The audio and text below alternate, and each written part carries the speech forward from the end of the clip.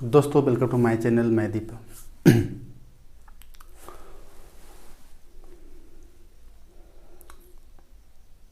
Welcome to my channel. मैं दीपक चौरसिया आपका exam hub point पे स्वागत करता हूं। जैसा कि आज का हमारा टॉपिक है संघीय कार्यपालिका। हाँ दोस्तों, आज हम संविधान का एक ऐसा टॉपिक पढ़ने जा रहे हैं जो कि बहुत ही इम्पोर्टेंट है। तो हम उन लोगों को कहने वाले हैं जो इस पे हमारे चैनल पे नए हैं, उन लोग इस चैनल को सब्सक्राइब करें और शेयर करें और लाइक करें। आपका सपोर्ट ही हमें आगे बढ़ाता है। वीडियो आपको पसंद आए या आपको इस टॉपिक से रिलेटेड कोई चीज़ समझ नहीं आता है तो आप प्रश्न पूछ सकते हैं कमेंट करके। ठीक, तो आइए दोस्तों हम देखते हैं संघीय कार्यपालिका के बारे में। संघीय क्या है? अर्थात केंद्रीय की जो कार्यपालिका है, जो हमारा संविधान है, जो विधि होता है, जो कानून बनाए जाते हैं, कैसे फॉलो होता है, किस तरीके से काम करता है, इसके बारे में आज अच्छे से समझने वाले हैं। थोड़ा सा इसके पहले हम बेसिक चीज समझने वाले हैं। संसद, संघीय कार्यपालिका में एक पॉइंट निकल के आता है जिसे हम कहते हैं संसद। संसद के 3 भाग होते हैं। वैसे मैं संसद का टॉपिक आज नहीं पढ़ाने वाला हूँ। संसद अपने में बहुत बड़ा टॉपिक है, लेकिन इसके साथ थोड़ा से हम रिलेट कर रहे हैं। ठीक है, कोई पूछता है संसद बनता कैसे है, कैसे हम जानेंगे कि संसद बना? तो इसके लिए इसमें 3 चीज का होना आवश्यक है। पहला है लोकसभा, राज्यसभा और राष्ट्रपति।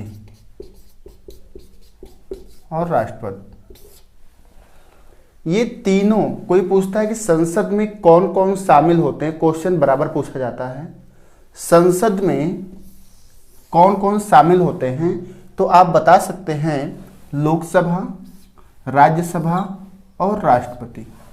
ये तीनों मिलकर क्या बनाते हैं? संसद। ये हुआ कहाँ की बात? केंद्र की बात। केंद्र मतलब दिल्ली।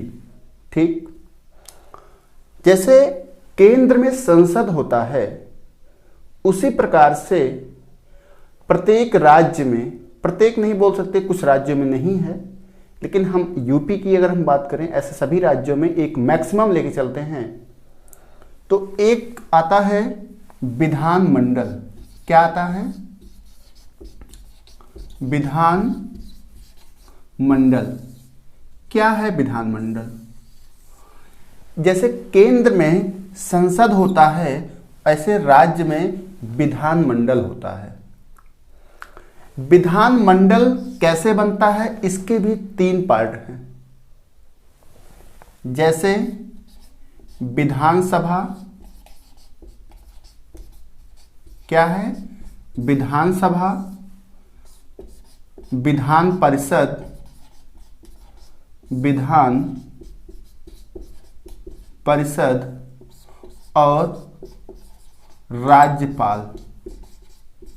और राज्यपाल।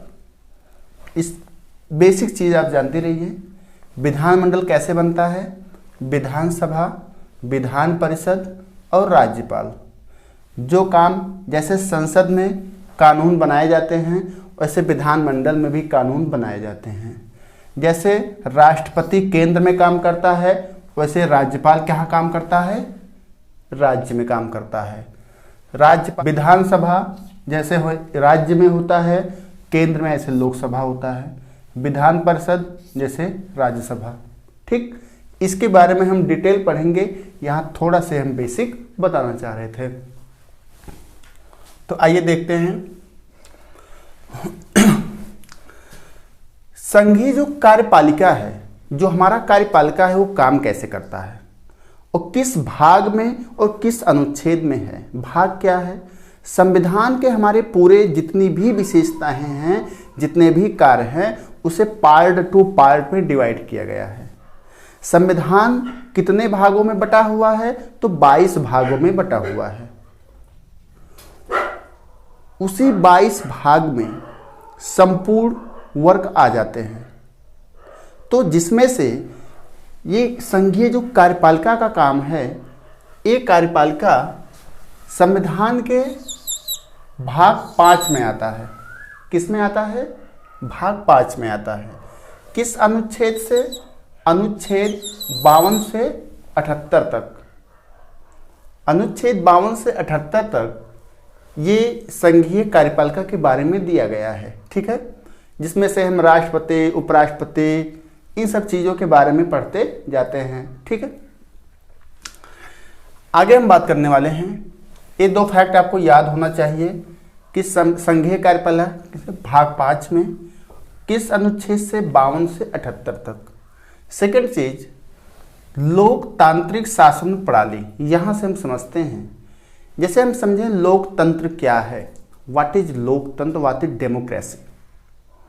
तो लोकतंत्र ऐसा है, ऐसा देश जहां पे वहाँ के जो अध्यक्ष होते हैं, अर्थात पीएम होते हैं या राष्ट्रपति होते हैं, ऐसे निर्वाचित होते हैं, जनता के द्वारा चुने जाते हैं। किसके? लोगों के द्वारा चुने जाते हैं। तो लोकतंत्र वहाँ पे है। किसका तंत्र है? लोगों का तंत्र।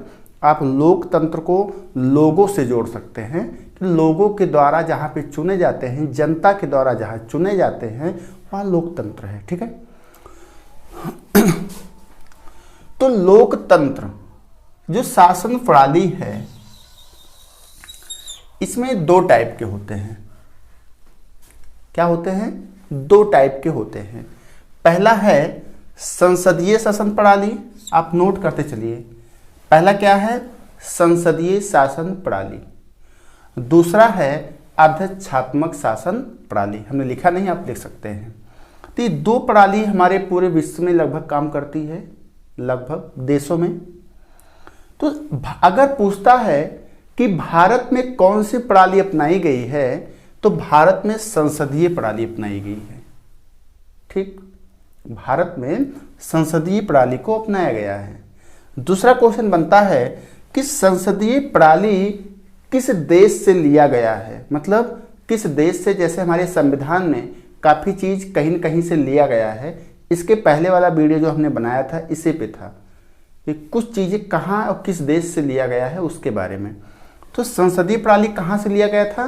ब्रिटेन से लिया गया था, अर्थात ब्रिटेन में भी संसदीय प्रणाली है, ठीक।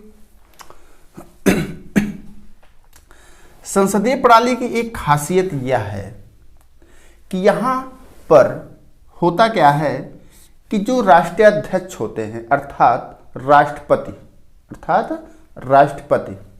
राष्ट्रपति जो होता है, वो केवल नाम मात्र का अध्यक्ष माना जाता है, नाम मात्र का मुख्य माना जाता है। जैसे एक क्वेश्चन आता है कि भारत का प्रथम नागरिक कौन है, तो राष्ट्रपति हैं।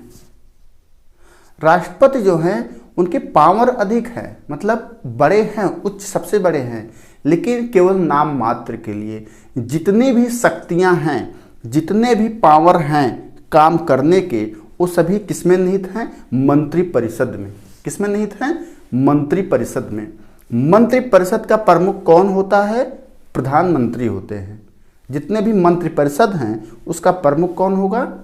पीएम होते हैं, हमारे प्रधानमंत्री जी होते हैं, ठीक। यहाँ तक बात समझ में आई। तो संसदीय प्रणाली में केवल बस इतना समझिए, संसदीय प्रणाली में क्या होता है? राष्ट्रपति नाम मात्र के होते हैं। लेकिन एक चीज़ और जानते रहिए, जैसे किसी भी देश या विदेश से किसी भी चीज़ पे जब हस्ताक्षर होता है या संधि या प्रस्ताव कोई चीज़ होता है, तो वहाँ पे सिग्नेचर राष्ट्रपति का ही होता है, ठीक। ये चीज़ आप जान रहे हैं। दूसरी चीज़, अब यहाँ आपका क्वेश्चन कैसे बनेगा ये जानिए। भारत में कैसी प्रणाली है? संसदीय प्रणाली है, ठीक है। ब्रिटेन में कैसी प्रणाली है? संसदीय प्रणाली है। लेकिन दोनों में डिफरेंस हमारे यहाँ क्या है कि भारत में जो हमारे भारत के राष्ट्रपति हैं वो निर्वाचित होते हैं, अर्थात उनका चुनाव होता है, वो चुने जाते हैं।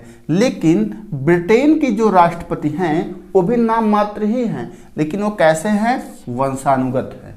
तो अगर क्वेश्चन आता है कि ब्रिटेन के प्रधानमंत्री कैसे, राष्ट्रपति कैसे, तो वंशानुगत हैं, ठीक है, और हमारे यहाँ के निर्वाचित होते हैं।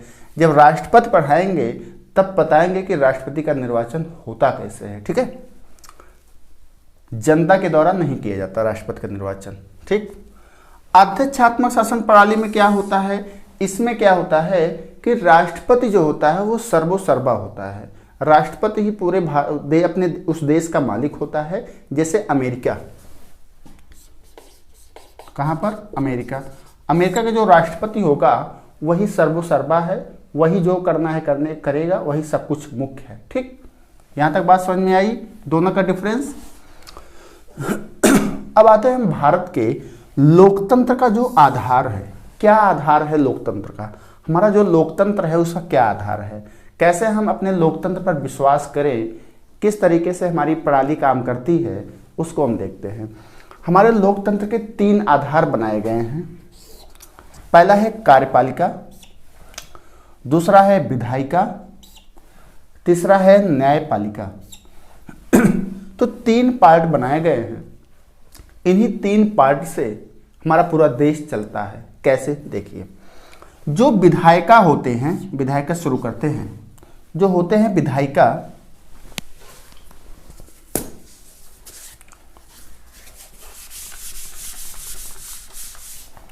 जो विधायिका होते हैं ये विधि का निर्माण करते हैं। आप ट्रिक से भी याद कर सकते हैं, विधि का निर्माण करते हैं,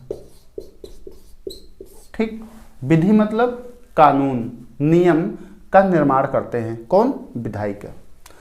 कार्यपालिका क्या करता है, जो ये विधि बनाया गया है, जो इस विधि का निर्माण किया गया है, इसका पालन करते हैं। क्या करते हैं, पालन करते हैं, इसको लागू करते हैं, इस नियम पे क्या करते हैं, काम करते हैं, ठीक है, कि नियम बन गया है, इस पे जितने कार्यपालिका के पर्सन हैं वो सब क्या करेंगे, इस पे काम करेंगे।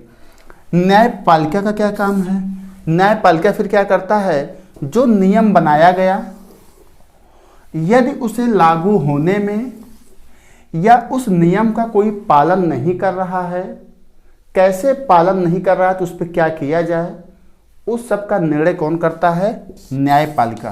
क्या कौन करता है, न्यायपालिका। इसलिए तो हम किसी पे नहीं लेकिन न्यायपालिका पर विश्वास करते हैं और हमें करना चाहिए, ठीक। बातें समझ में आई तीनों। तो आज का हमारा ये टॉपिक यहीं पे ख़त्म होता है। नेक्स्ट वीडियो हम मिलते हैं। अगर दोस्तों आपको हमारा वीडियो अच्छा लगा हो तो आप शेयर करें, सब्सक्राइब करें और लाइक करें, ठीक। थैंक्स।